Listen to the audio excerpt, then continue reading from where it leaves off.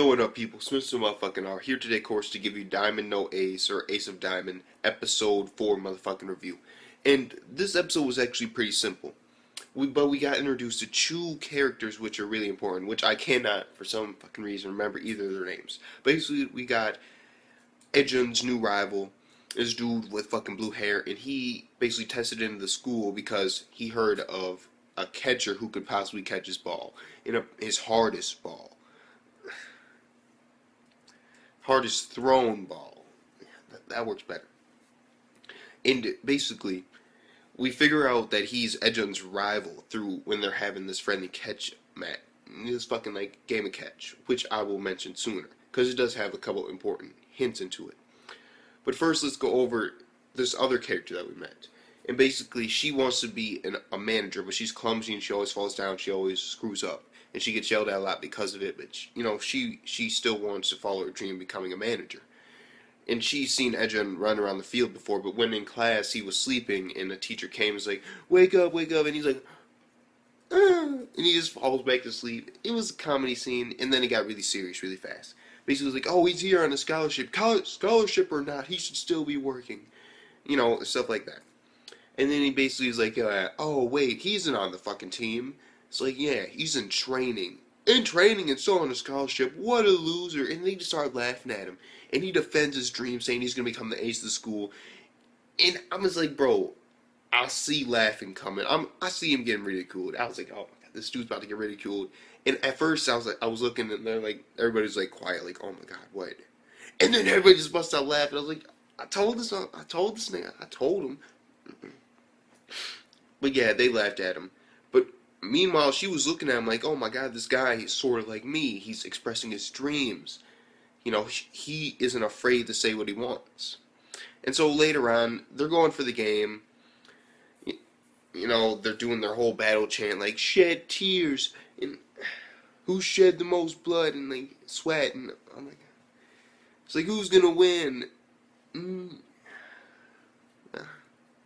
They're doing their chants, now they're going to the game, and basically everybody who's even in training, they can still come and they can watch the game.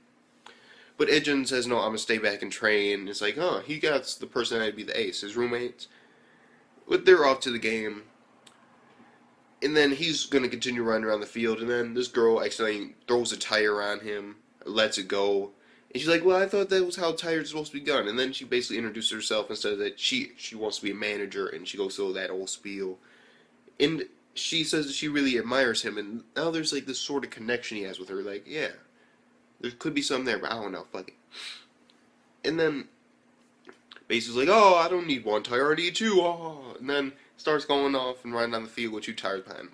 And this is what got me though. He's dragging the two tires. And don't get me wrong, but if for training purposes, I think that it would be better if you were dragging them. I get that it like adds traction, you have to use more force in order to move. But I don't know, maybe that's how they do it, but the way I'd see it that'd be way more effective is if you actually just roll the tires along with you. Why is that, you may ask? Because as you run faster, the tires will move faster and they'll continue to spin even after you start to slow down, which will then pull you. And your goal would be you would have to maintain speed and try as long as you can in order to stay in front of the tires. And they would keep going faster and faster, making you have to run faster and faster.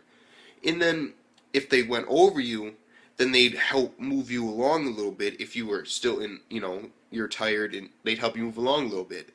And basically the goal would be not to fall down or have the tire stop rolling. And that, to me, would seem like a much more effective way of training than just dragging them. I get it adds more weight and adds traction, but I don't know, for a better body workout when it comes to running, that seems more like leg strength. Like, because now he's just pulling this along, and he's pulling, and I'm like, but he adds another one eventually later on, and he's like, wait a minute, I'm the only one here. I could grab all the balls I want. I had that one coming. I really did. Fuck it, I don't care. And so basically he goes into the treasure chest of the academy or the baseball team, and it's basically a whole bunch of baseball balls, and it's basically a whole bunch of baseballs, and of course like bats and all types of other training equipment, stuff like that, stuff for games. And he's basically like, oh, well, I don't have anybody to play catch with me, so I'll just swing this bat. And then he swings the bat for a little bit. It's like, no, no, I'll play catch by myself. And he throws the ball, and it's like, the key is keeping your balls in the air for a long time. And it's like, and he's like catching it as it comes down. And then this other dude's like, oh, I was in the bathroom, and so I missed the bus. Not like I was playing the game anyway. And he turns out he's a pitcher, and they're playing like a friendly game of catch. And all of a sudden he's like, and he says something, which is noticing, like, Edgin's just, throwing, like, really, weak balls. And the thing about it is, like, he even remarks said, oh my god, these balls are hard to catch. Fuck me. Fuck me.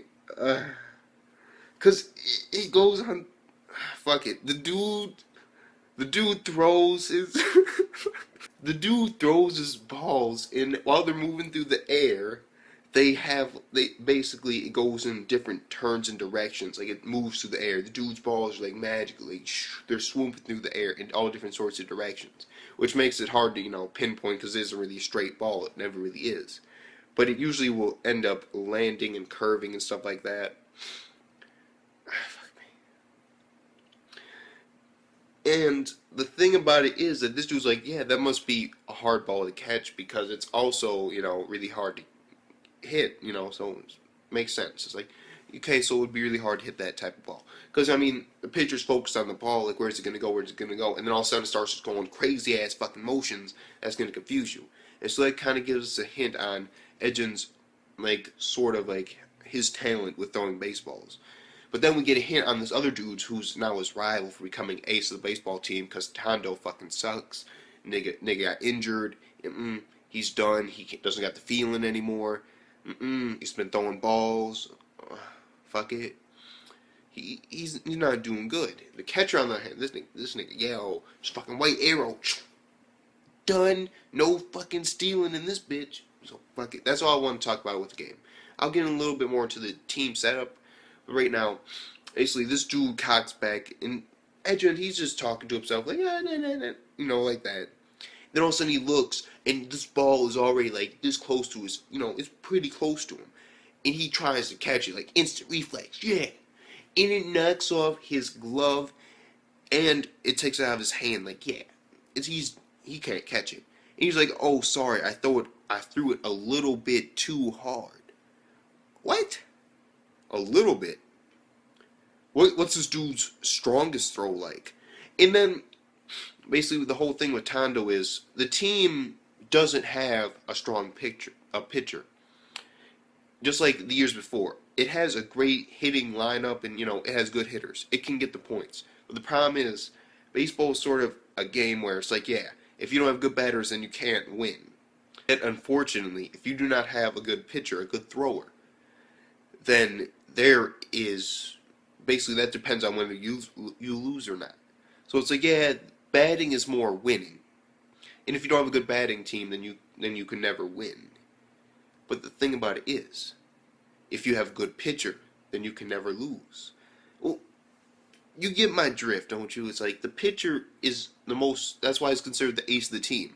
If he's throwing good, they don't score any points. And so they need to get a new pitcher. And so, of course, she's talking like, oh yes, we should hold open trials and include the first years. We got to do a bullpen in this. And then Edjun, he's still running around, and then this dude, his rival, is throwing these balls. I'll get his name next episode. I really will. And it sounds like a fucking like cannon hitting the mat when he throws them. And so he's like, this is my rival. And so hopefully, I really hope Edjun gets up there and it's like, yeah, it's go time. It's go time. And he throws some hard ass ball. Fuck it, dude. Do you, bro. Just fucking.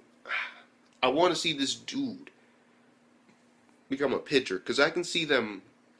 Because he's a rival. And so, as I see it, there possibly might be some sort of situation where they're both like pitchers. They both go to the games and they're both like sort of on the team. Except it's like he'll pick one of them and it's like, yeah, if you do bad or mess up once and the other one's out there, and it's like, I'm not sure. I really am not. But I don't see like no double picture a double thrower action going on. Fuck, I don't see that. I don't see no double picture action happening. I really don't. Like, I don't. And I would be really upset if I saw that. Like, because I mean, it's about Edger, and I don't give a fuck about this. I don't give a fuck about this dude. I mean, he's cool and he's interesting and all that, but I mean, I want to see the main character, accomplish his dream of becoming an ace. You can't have two aces on a team. It doesn't work. There can only be one. And I can also see him like going at it for the same spot, but then it begs the question if he'll play in any games or not, or if it'll just be these dudes just going at it, or he gets it and then he has to try and take it from him. I'm not sure exactly how it's going to go, but either way, it will be interesting. It really will. And so, with that being said, I'd give this episode right here.